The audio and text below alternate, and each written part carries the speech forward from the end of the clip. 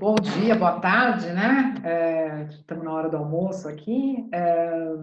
Sejam bem-vindos a mais um Pandemicast. O nosso Pandemicast é um projeto internacional, começou fora do país, com uma parceria com o nosso sócio, que é a BRCNC. A gente começou entrevistando pessoas em outros países, e aí a gente trouxe aqui para o Brasil esse projeto já há 2 semanas. Estamos com lives toda terça e toda sexta, com gente muito interessante, para falar de como é que vai ser essa retomada, né? A gente viveu esses meses aí em função de uma situação totalmente impensável antes para nós, e agora eu acho que a gente já está num caminho de retomada, e a ideia é começar a falar desse retorno, dessa volta, né? Hoje a gente tem o prazer de receber o Leonardo Brandão. Leonardo, ele é diretor da unidade de negócios de PET, da Seva Saúde Animal, e ele também é coordenador da Comissão de Animais de Companhia do Sindan, que é o sindicato, né, das empresas de saúde animal. Leonardo, um prazer ter você aqui. Com certeza a gente vai ter um papo bem gostoso, a gente já conversou um pouquinho ontem, esses dias. Eu queria que você começasse, por favor, falando como é que foi o impacto desses quase 90 dias aí de isolamento social que a gente viveu para o segmento de PET, por favor, os animais de estimação, né? Bom, boa tarde ou boa noite, não sei quando o pessoal vai assistir isso. Para mim é um prazer poder estar aqui. Muito legal a gente poder conversar um pouquinho, e ainda mais aqueles que gostam, né, ou participam do nosso setor de animais de companhia de pet. Eu sou médico veterinário também, só completando aqui, né? Então, para mim é uma paixão trabalhar nesse segmento e atuo há bastante tempo. O que a gente vê? Eu vou falar muito sobre a área de saúde animal. Eu trabalho numa empresa de medicamentos de saúde animal, e a COMAC, né, que é a Comissão de Animais de Companhia no Sindan, também faz parte disso. Nós somos uma grande reunião das empresas de saúde animal. Quando eu falo um pouco do mercado pet nessa pandemia, é interessante o comportamento que a gente observa. O que a gente vê, né? Até de alguns varejistas, e a gente viu isso um pouco até com alguns dados na mídia. A área de ração, né, alimentação, ela teve, no início dessas quarentenas, dessa situação, ela aumentou, porque as pessoas foram muito mais comprar no supermercado, né, os itens de consumo para suas casas, foram abastecer, né, a geladeira, né, as despensas, e o PET, né, entrou nisso. Então as pessoas compraram mais ração. Isso foi mostrado por alguns números, e alguns itens interessantes de higiene, então shampoos, tapetes higiênicos, né, itens que as pessoas iam se preparar para ficar em casa. Quando a gente fala da área de medicamento e de serviços veterinários, eu estou falando do atendimento clínico, né, dos veterinários, não aconteceu isso não, pelo contrário, a gente teve uma queda bastante importante. As pessoas, obviamente, por ficarem mais em casa e por evitarem sair, ficaram realmente, né, em casa, isso é importante, mas o que a gente percebe, mesmo sendo um serviço essencial, né, os pet shops, porque vendiam ração, alimentação animal, e as clínicas, pelo serviço médico, houve uma diminuição, sim. E aí, um pouco do que a gente vai falar, que a gente observa que houve uma grande reestruturação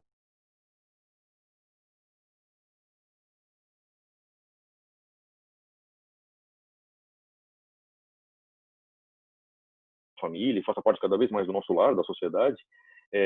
Houve sim uma diminuição quando eu falo de medicamento e de serviços veterinários. Algumas pesquisas foram realizadas e mostraram isso também por todo o Brasil.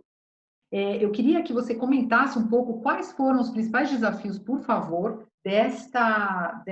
dos veterinários em particular e dos pet shops. E como é que eles superaram, né? Porque a gente sabe que alguns não estavam preparados e tiveram que, nesses 90 dias, fazer várias adaptações. Se você pudesse comentar, seria legal. Claro. Olha, o que a gente observa? Nós somos um país muito grande, né? O mercado pet no Brasil, diferente de outros países, nós temos um mercado bastante pulverizado. Então, assim, as grandes redes varejistas, né, os grandes players do mercado, eles representam um número pequeno, só 5 ou 6%, né, das grandes redes que nós temos no Brasil todo. O varejo pet no Brasil, ele é feito de uma grande teia, vamos dizer, de pequenos varejistas. A gente fala de 40 a 45 mil pontos de venda entre clínicas e pet shops.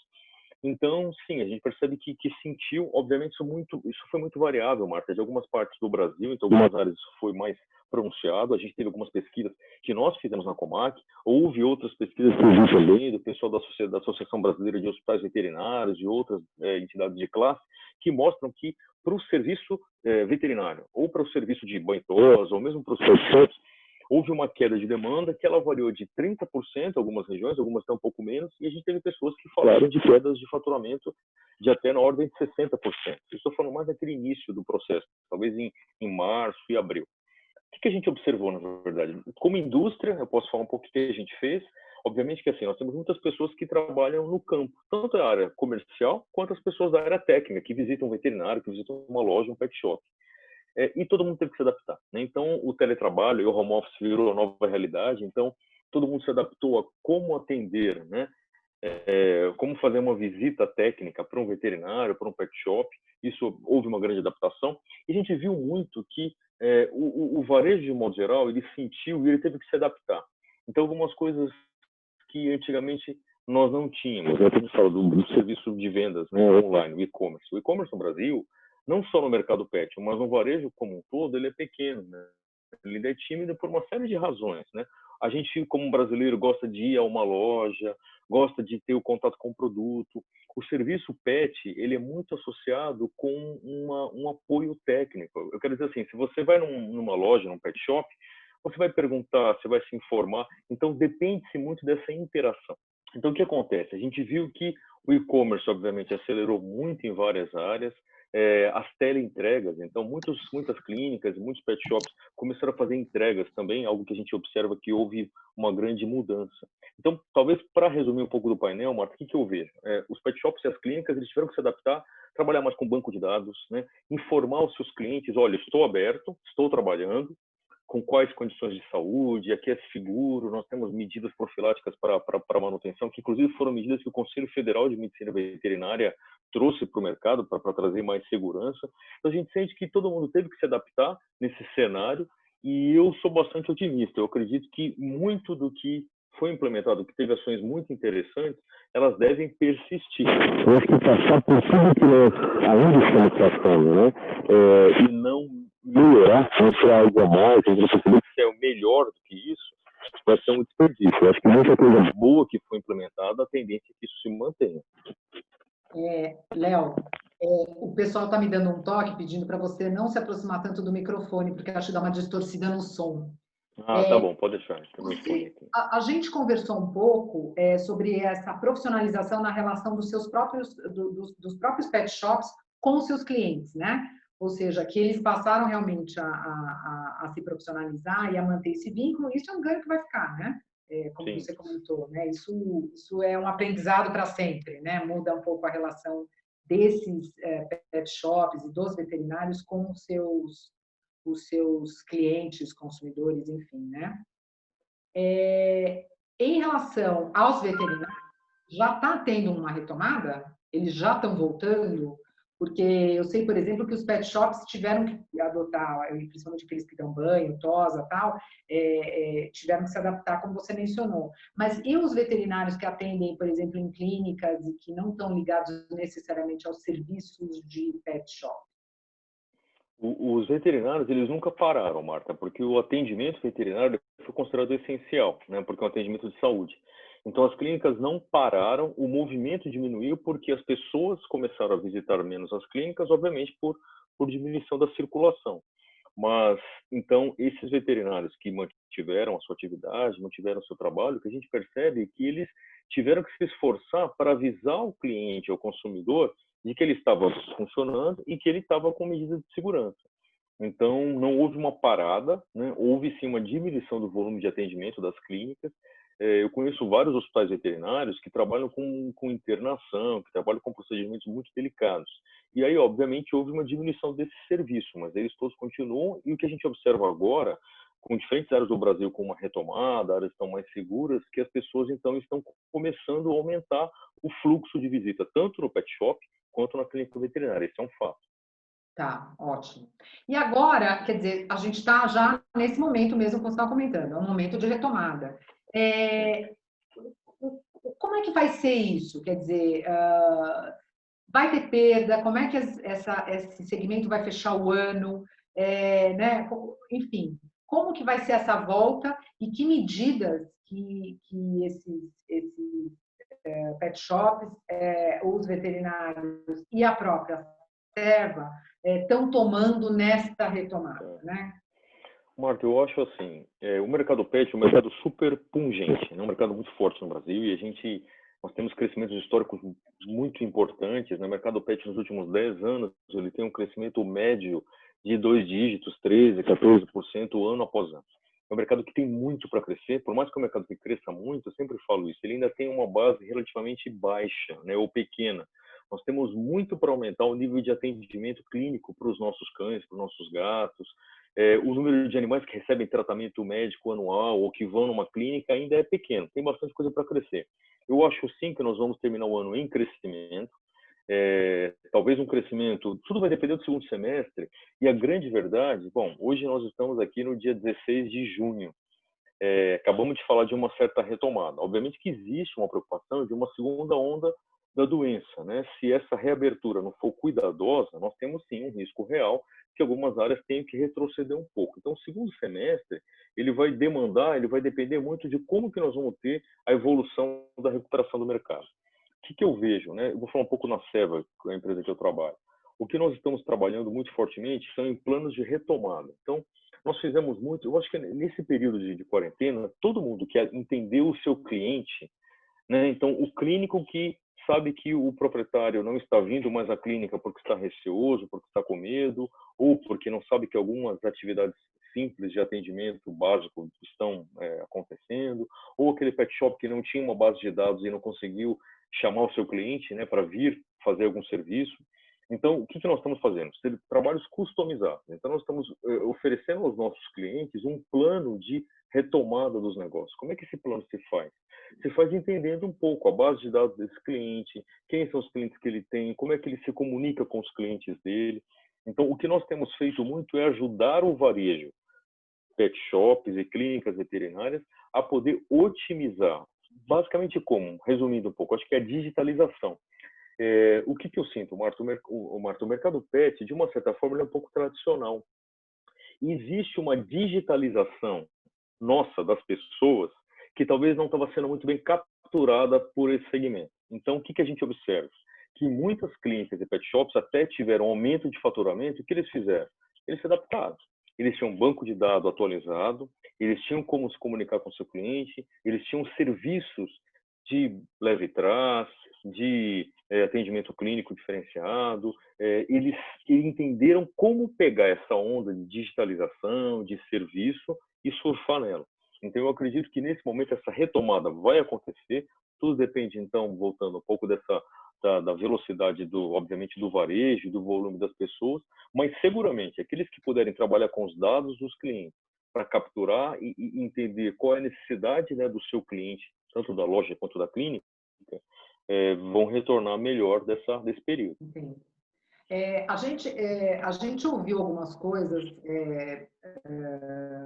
aqui, por exemplo, em relação à mudança do comportamento do consumidor e da relação do consumidor com pets, né? Então, por exemplo, em países como o Reino Unido, praticamente zeraram os pets para adoção.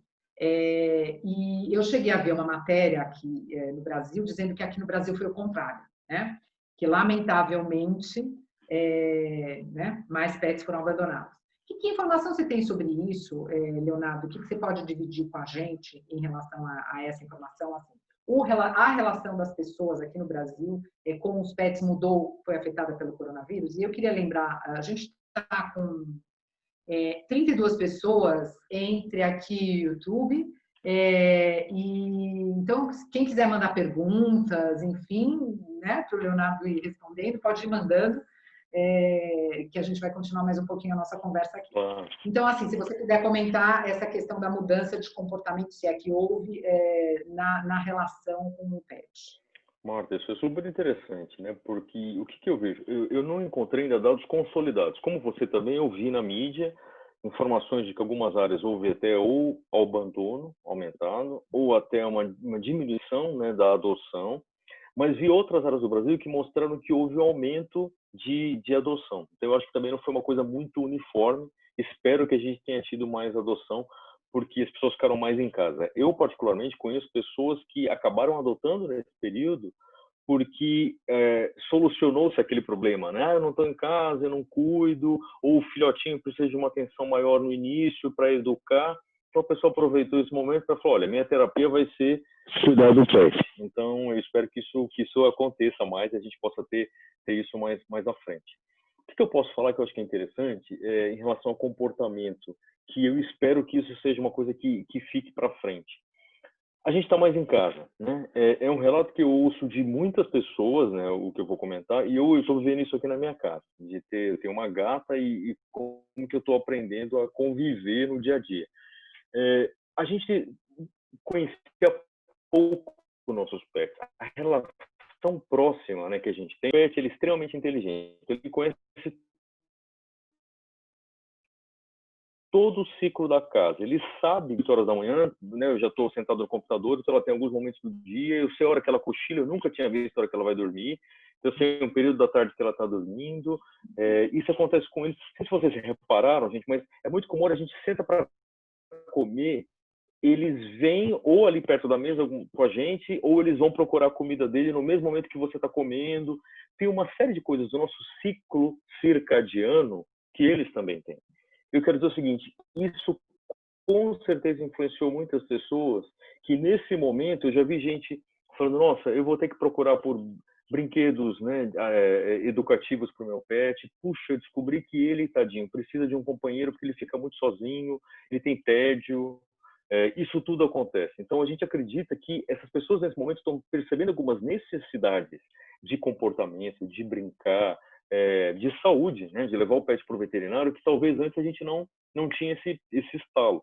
Eu acredito que isso é uma das coisas que a gente vai ver pós esse período, de algumas classes de produtos educativos, produtos para diversão do pet, talvez, né, sei lá, coleiras ou coisas que facilitem o passeio. Eu acho que essa quarentena, Marta, ela fez com que a gente tivesse mais tempo com o pet, pensando neles como membro da família, e essa proximidade de relação fez com que a gente observe que existem algumas necessidades que a gente pode, de mais de perto, reconhecê-las melhor. Certo. Você acha que, se eu entendi corretamente, você acha que a pandemia, essa convivência mais próxima, vai contribuir para a humanização, digamos, dessa relação, né? Quer dizer, a gente tratando e enxergando necessidades mais sutis nos pets do que só alimentar e dar banho, né? E isso pode gerar uma onda de consumo aí, uma tendência de consumo no futuro. Sim ou não? Talvez sim. Sim, talvez até por algumas classes de produtos que a gente não se preocupava tanto. Eu gosto só de colocar um ponto, quando a gente fala um pouco de humanização de pet, eu como veterinário, eu não vejo isso, eu não gosto muito dessa palavra, porque acho que humanizar, às vezes a gente acaba projetando no pet até problemas ou coisas nossas. Um exemplo claro é uma pessoa que, sei lá, é vegana e quer que o gato também não coma carne. E o felino, ele é um carnívoro restrito, ele tem que comer proteína de origem animal que está na ração. Então, eu gosto de fazer o olhar assim, na verdade, a gente começa a ter um olhar mais cuidadoso mesmo, de proximidade, que é a coisa que, na verdade, o que a gente chama da posse responsável, ou da relação de responsabilidade para com o pet. Com certeza a gente vai ter mais proximidade, as pessoas vão conseguir ver as necessidades do pet que talvez a gente não percebia antes com tanta clareza, e eu acredito sim que algumas outras classes de produtos ou até serviços que antes a gente consumia menos, vai ter uma alteração nessa tendência. É um chute aí. Eu acredito que isso vai ter uma alteração importante sim, viu, Marta? Muito bem. A gente, nossa, peraí, já estamos com 3 perguntas aqui, peraí. Vamos lá, então vou começar a ler algumas perguntas para você, Léo. Muitos especialistas consideram que a forma como as empresas estão conduzindo sua relação com os clientes e até mesmo se posicionando na crise em termos de responsabilidade social, voltado para público interno e para a sociedade, que este comportamento vai afetar profundamente a imagem e os negócios das marcas. É verdade? E você pode comentar, então, um pouco como é que você vê isso no caso da sua empresa, da Serva? Eu acho que isso é verdade. Isso a gente vê em todos os setores e segmentos. Já existe uma onda antiga que vem acontecendo, Marta, que é o fato da gente ser verdadeiro, né? As marcas devem ser verdadeiras. A gente tem vários exemplos de marcas que é blá blá blá, né? A marca quer parecer engajada e não é. E as pessoas hoje procuram por engajamento, as pessoas procuram por veracidade.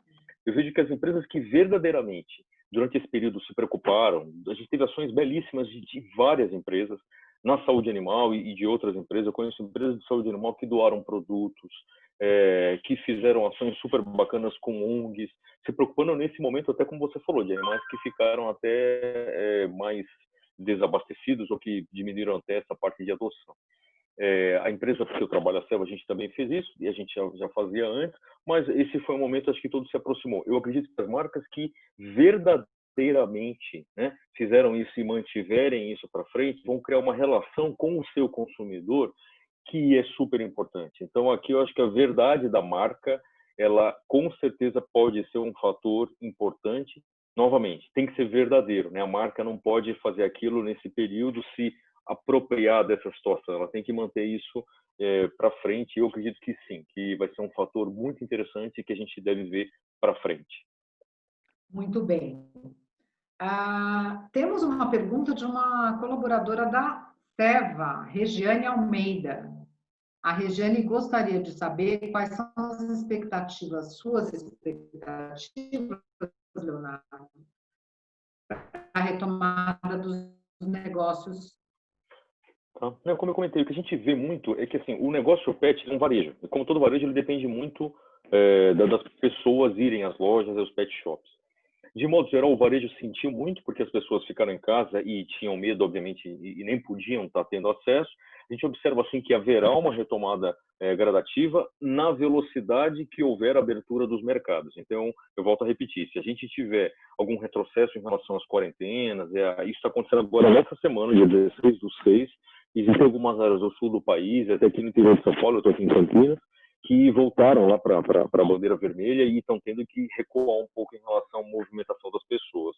Mas o mercado pet é extremamente, ele tem um potencial muito grande de crescimento. Eu acredito que vai haver sim uma retomada, no mesmo passo da velocidade que as pessoas puderem ter mais acesso às clínicas e aos pet shops.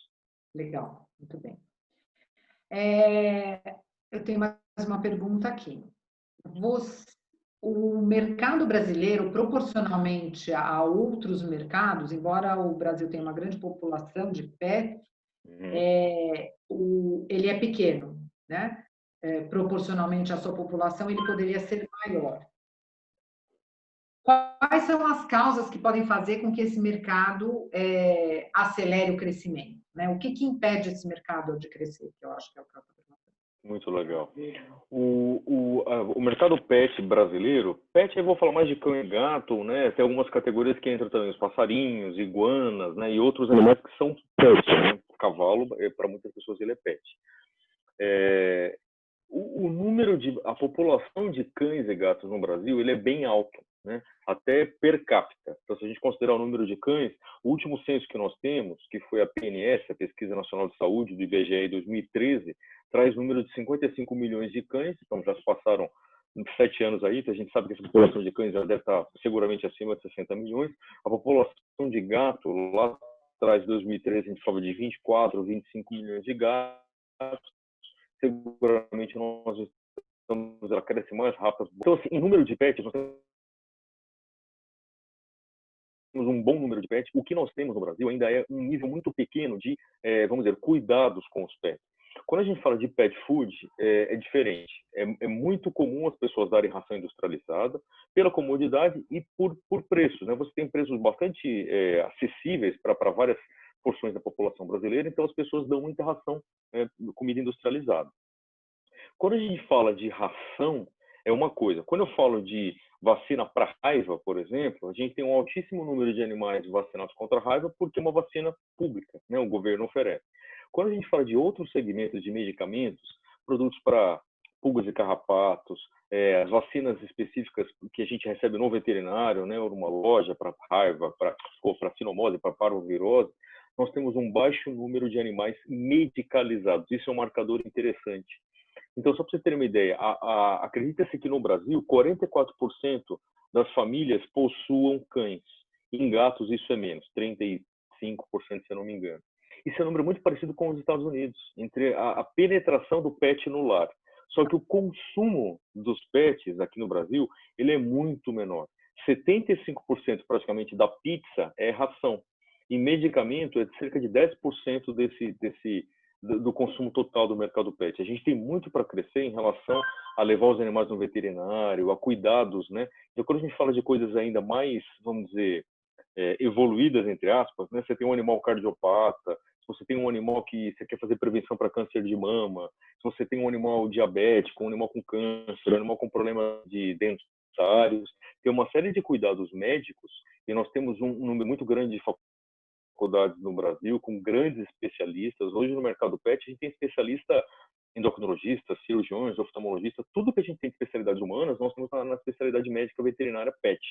Mas ainda temos muito para crescer, Marta, em relação à medicalização, esse cuidado. Então, acho que nós temos muito pet, eu acho que é cultural. A gente vai cada vez mais, a própria população brasileira, né, culturalmente, educacionalmente, até em relação à renda, a gente for evoluindo, a tendência nossa também é haver uma evolução no número de animais que são tratados ou medicalizados. Maravilha. Bom, eu até, assim, tenho mais uma pergunta aqui, pelo menos, mas acho que a Claro, gente está chegando no nosso tempo, então eu vou passar as perguntas para você. um Leonardo, prazer. queria agradecer demais a sua disponibilidade para essa conversa. A gente teve uma boa audiência, então, muito obrigada. E Obrigado. bem, pessoal, sexta-feira tem mais, a gente vai entrevistar a Margarete Goldenberg na sexta, então não deixem de comparecer. Uma boa tarde para todo mundo e até lá. Tchau, tchau. Obrigada, Então, Leonardo. obrigado. Tchau, tchau.